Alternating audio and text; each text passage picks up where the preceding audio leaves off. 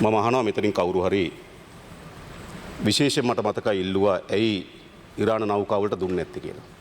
දුද්දන මොකක්ද සිද්ධ වෙන්නේ? අපේ මුළු මධ්‍යස්ථභාවයම ගිලිහෙනවා.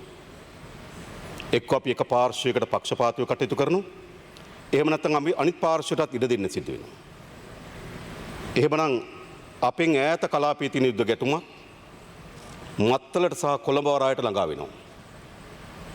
අපි වැඩි කරන්නේ කුමන පීඩනය මැදිය හෝ අපි ඒ ආරක්ෂා කළා කියලා. ඊට පස්සේ 27 වෙනිදා අපෙන් මේ අයිරිස් බෞච කියන නෞකාවේ එක් නාවික සෙබළෙකුට ටිකක් වැටිලා තුවාල වෙලා තියෙනවා කියලා වාර්තා කරලා ඔවුන් අපෙන් ඉල්ලා සිටියා. එම නාවික සෙබළත් ඔහු සමග නිලධාරියෙකුත් ලංකාවට ගේන්න ඕන කියලා. අපේ මධ්‍යස්ථභාවයේ අපේ ජාත්‍යන්තර බැඳීම් තමයි එවැනි අවස්ථාවකදී අපි සහාය ලබා දිය යුතුයි. අපි එම නාවික නිලධාරියත් 27 පෙබරවාරි එම නාවික නිලධාරියත් නාවික සෙබළත් අපි ඩර්ඩන්ස් හොස්පිටල් එකට ගෙනාවා. ඒ සඳහා අපි අවසර ලබා දුන්නා. ගෙනාවේ එම නැව් සමාගමේ එම නාවි සඳහා සැපයුම් කරන සමාගම විසින්. අපි නෙවෙයි ගෙනාවේ ඔවුන් විසින් ගෙනල්ලා තිබුණා. දෙදෙනෙක්. ඒක තමයි අපි ජාත්‍යන්තර වශයෙන් එළඹිලා තියෙන සම්මුතිය. අපි ඒක කරා. ඊට පස්සේ නැවත අපිට 4 වෙනිදා අපිට වාර්තා වුණා අපේ ආර්ථික කලාපයේ සීමාවේ ඉරානයට අයත් නෞකාවකට ප්‍රහාරයක් එල්ල වී තිබෙන බව. මොකද අපේ බැඳීම අපිට උනන් ආක් බලාගෙන තිබුණා. අපේ මුහුදු කලාපේ නොවේ ආර්ථික කලාපේ ගහ ගන්නත් පුළුවන්. නැව් වලට යන්නත් පුළුවන්. ඕන දෙයක් කරන්න පුළුවන්. අපේ මුහුදු සීමාවේ නෙවෙයි. නමුත් අපි ජාත්‍යන්තර බැඳීම් සහ මනුස්සත්වය කේන්ද්‍ර කරගෙන අපේ නාවික හමුදාව සහ ගුවන් හමුදාව විශාල මෙහෙයුමක් කරා. ජාත්‍යන්තර ප්‍රමිතීන් තිබෙනවා එවැනි පිපිරීමක් සිද්ධ වුණාම දවස් කීයක් ආවේක්ෂණය කළ යුතුද? ඒ රළ හමන දිශාව අනුව කොච්චර දුරක් අපි ආවේක්ෂණය කළ යුතුද කියලා. අපි සියල්ල ඒ ප්‍රමිතීන් අනුව සිදු කරා. ඒ ප්‍රහාරය සිද්ධ වෙලා සාමාන්‍ය එවැනි ප්‍රහාර සිද්ධ වුණාම ජීවිත සහ මලසිරු මුදව ගලවා ගැනීම වෙනුවෙන් ගත යුතු කාලයක් තියෙනවා. අපි ඒ කාලෙම ගත්තා. ඒ රළ හමන දිශාව අනුව යා යුතු දුරක් තිබෙනවා. ඒ මුළු දුරම ගියා. මම තමයි වැඩ කරලා තියෙන්නේ. ඒ අනුව අපි තුවාලකරුවන් 32ක් සහ මල සිරුරු 84ක් අපේ ගොඩබිමට අපි අරගෙන ආවා. ඒ අපේ මනුස්සත්වය සහ අපේ මධ්‍යස්ථභාවය. අනතුරුව 4 වෙනිදා උදේ මතක තබාගෙන මේ ප්‍රහාරයෙන් පසුව අපෙන් ඉල්ලීමක් කරා ඔවුන්ගේ අනිත් නෞකාව එන්ජින් එකේ කඩාවැටීමක් සිද්ධ වෙලා තිබෙනවා. ඒ නිසා අපේ කොළඹ වරායට ළඟා වෙන්න ඉඩ දෙන්න කියලා. මා දැක්ක මෙතන බොහෝ අය කිව්වා මේ පැය 11කට කලින් ගියා නම් කොහෙද පැය 11? පළවෙනි ඉල්ලීම ආවේ 26 වෙනිදා මාර්තු 9 එන්න. පෙබරවාරි 26 වෙනිදා ඉල්ලුම ආවේ මාර්තු 9 වෙනිදා එන්න. මම හිතන්නේ මේ දින ගණනයි පැය ගණනයි පැටලිලක් දන්නේ. දෙවෙනි අර පළමු නෞකාවට ප්‍රහාර එල්ල කරාට පස්සේ තමයි අපෙන් ඉල්ලීම කරේ දෙවෙනි නෞකාව. ඒත් එන්ජින් ආබාධයක් ඇති වෙලා තිබෙනවා. උන්ට ගමන් කරන්න බෑ. ඒ නිසා අපේ කොළඹ වරායට ආසන්න වෙන්න දෙන්න කියලා. මොකද ජාත්‍යන්තර නීතිය? ඔවුන් අපේ මුහුදු සීමාවට ඇතුල් වෙනවා නම් ඔවුන් යුද ගැටුමක එක පාර්ශ්වකරුවෙක්. ඔවුන්ට අපිට රැඳෙන්න දෙන්න පුළුවන්කම තියෙන පැය 24යි. පැය 24න් පස්සේ උන් යා යුතුයි. අපිට එම තියාගන්න බෑ. එම තියාගන්න ඕන එකේ තේරුම මොකක්ද?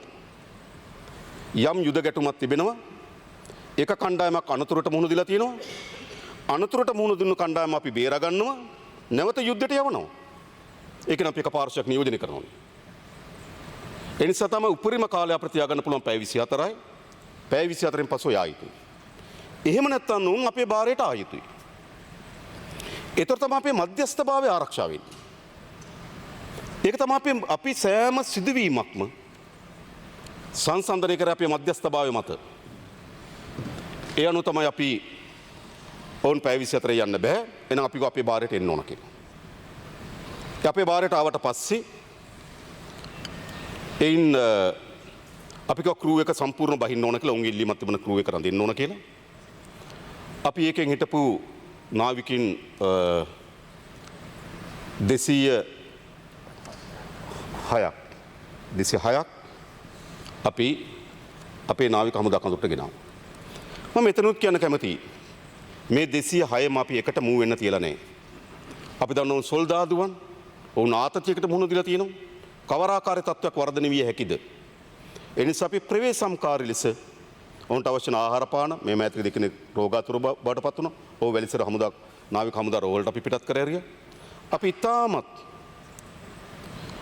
මනුස්සත්වයෙන් යුතුව ඔවුන් රැක බලා ගන්නවා. ඒක තමයි ලංකාව ජාත්‍යන්තර හමුවේ පිළිගැනීමට සහ කීර්තියට භාජනය වෙන්නේ. අනතුරුව ඔවුන් අපෙන් ඉල්ලා සිටියා උන්ගේ මලසිරුර උන්ගේ රටට ගෙනියන්න අවශ්‍යයි කියලා. අපි ඒ සඳහා අවසර ලබා දුන්නා.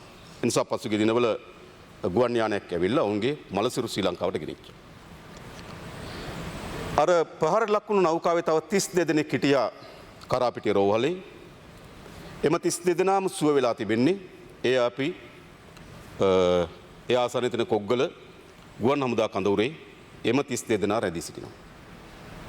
ඒ නිසා අපි මේ ජාත්‍යන්තර මේ යුද්ධයේදී අපේ ප්‍රතිපත්තිය හැම විටම අපි මධ්‍යස්ථභාවය ආරක්ෂා කරනවා. ඒ වගේම පහුගියදා එක්සත් ජාතීන්ගේ සංවිධානයේ ආරක්ෂක කවුන්සිලයට යෝජනාවක් ආවා මේ ප්‍රහාරම් පිළිබඳව. බොහෝ රාජ්‍යයන් ගණනාවක් ඒ ප්‍රහාරයට ඒ යෝජනාවට එකඟතාවය පළ කරලා තිබුණා. සම සහයෝගීතාවය ලබා දීලා තිබුණා. අපි ලබා දුන්නේ නේ. අපි ලබා නොදුන්නේ ඒ යෝජනාව අඩයි සත්‍යය. මදන රටවල් 130ක් එම යෝජනාවට සහයෝගීතාව පළ කරලා තිබුණා. අපි පළ කරේ නෑ.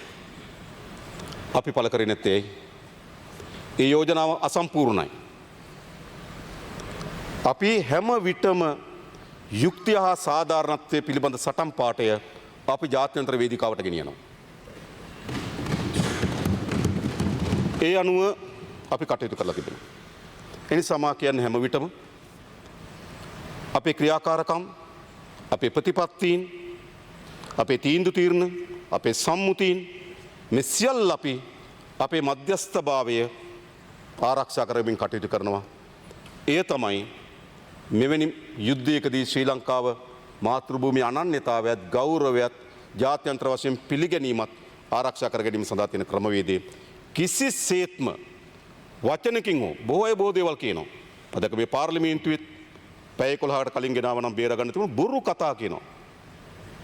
ඉතාමත් අසත්‍ය චෝදනා. මා හිතනවා මේ පාර්ලිමේන්තුවේදී විශේෂම අනිත් ඕන හැක ඩීසල් ප්‍රශ්න, ආහාර ප්‍රශ්න ඕන තරම් දේවල් කියනවා. අපේ ප්‍රශ්න, රටේ ප්‍රශ්න. හැබැයි මෙවැනි ප්‍රශ්නයේදී ජාත්‍යන්තර වශයෙන් ඉතාමත් වැදගත් තීරණාත්මක සන්ධිස්ථානයක ලෝකයේ කැළඹෙමින් තිබෙන වෙලාවක අපි සත්‍ය කියන එක මම ඉල්ලා සිටිනවා. එනිස අසත්‍ය චෝදන එල්ල කිරීම කුමක්ද කරන්නේ? නෑ ශ්‍රී ලංකා ආණ්ඩුව මගහැරීම විසින් තමයි පළමු නෞකාව බිලි වුණේ කියලා මතයක් හදන්න. ඒ සහසිකයි. ඒ අමානුෂිකයි. ඒ ජාත්‍යන්තර වශයෙන් ගත්තොත් අන්ත ප්‍රතිගාමී ක්‍රියාවක්. හොඳට මතක තියාගන්න. අනිත් ඒවා මට කියන ඒවා අපේ අගමැතිතුමීට කියනවා මේ පාර්ලිමේන්තුවේ ඒවා අපිට ඒවා ගණන් ගන්නවත් නෑ හොඳේ. හැබැයි මේ ප්‍රශ්නේදී මම කියන තමුන් වහන්සේලා මීට වඩා වගකීමෙන් යුතුව කටයුතු කරයි කියලා මම බලාපොරොත්තු වෙනවා. ඒ නිසා තමයි මේ සමස්ත සත්‍ය තමුන් වහන්සේ මේක තමයි